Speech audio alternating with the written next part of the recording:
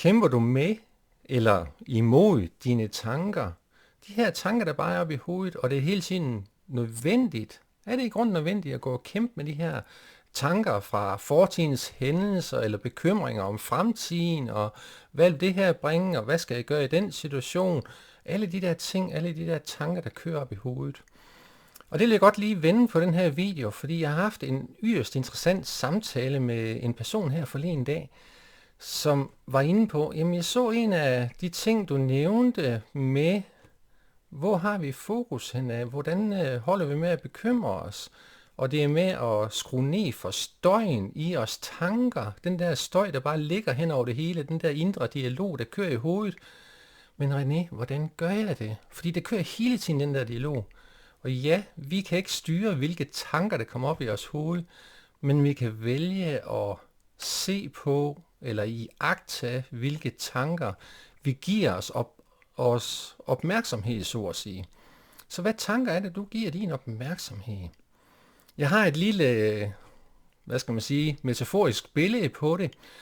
Jeg kan huske, da jeg var lille derhjemme i haven, vi havde været ude og besøge nogle andre, der spillede vi stangtennis. Jeg ved ikke, om du kender det der med en stolpe, man sætter i jorden, binder en snor på, og så bolden for enden af den her snor, og så har man to brætter eller bat, man slår med.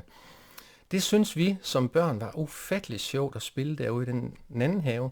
Da vi kom hjem dagen efter, så blev der plantet en kæmpe stang i jorden derhjemme i haven. Vi satte en snor på fra nogle halmballer, en kartoffelsæk med en bold i, skar nogle brejer med et håndtag på, og så var vi i gang med at spille stangtennis.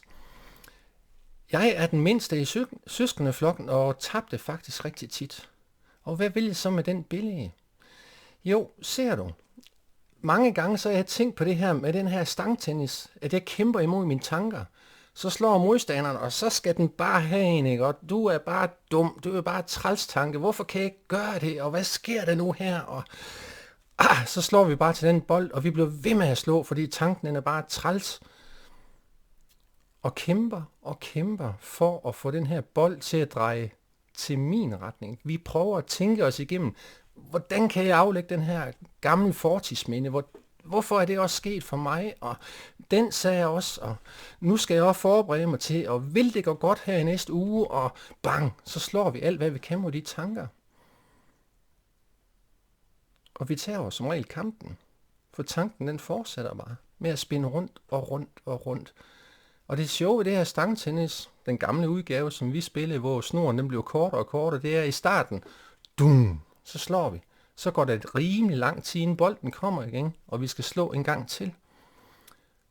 Jo mere vi kæmper og rammer forbi den her, og ikke får os tænkt igennem, jo stærkere går det, fordi snoren bliver kortere og kortere og kommer tættere og tættere på stolpen. Og sådan er det jo med os tanker. Jo mere vi giver dem energi, jo mere vi kæmper imod den, jo mere vi slår til tanken, jo mere vi gør for at kæmpe imod den her tanke, den her bold, der kommer rundt, jo stærkere og stærkere går det, og så kender vi temmelig sikkert, jeg gør i hvert fald fra mig selv, det her tankeloop, det bare kører stærkere og stærkere, vi lægger mere og mere på. Og hvordan kommer vi så af med det her støj, vi laver, for at vi virkelig kan udfolde os som den vi er, for det indre intelligens, så at sige, kommer op, og vi kan komme ind i et flow, aflægge os de her fortids ting og sager, og komme ind i noget nyt. Prøv at træde et skridt tilbage fra kampen. Lige træde et skridt tilbage. Iagttage bolden, der bare snurrer rundt. Læg boldtræet fra dig. Lad være med at kæmpe. Og se, hvad der så sker. Bolden den snurrer stærkere og stærkere. Og så kommer den helt ind til stolpen. Og når den er derinde, så er den lige så stille begynder at løsne sig op. Og løsne sig op. Og løsne sig op. Og hvis du har lyst til det, kan du gå hen og daske stille og roligt til bolden.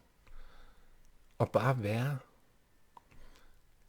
Så pointen her, det er, vi kan faktisk lade være med at give den tanke energi. Vi kan lade være med at kæmpe imod. Og lægge endnu en tanke på. Vi kan lade være med at gå imod den her tanke. Men egentlig bare lade tanken være. Og sige, nå.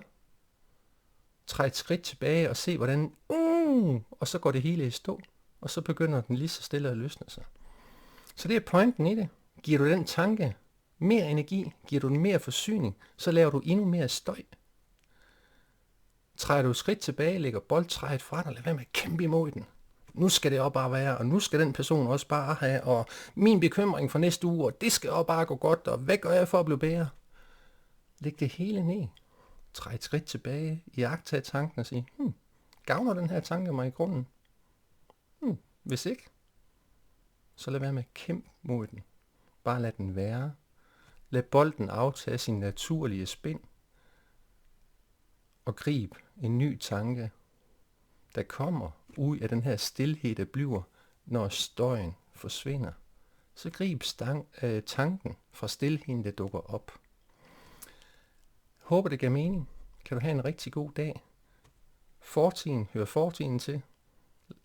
Slip den tanke, lad være med at kæmpe imod den. Bekymringer om fremtiden kan vi ikke gøre noget som helst ved. Det er en tanke i os hoved. Det var engang sket. Fortiden vil måske aldrig ske på den måde, vi tænker. Kan du have en forrygende dag.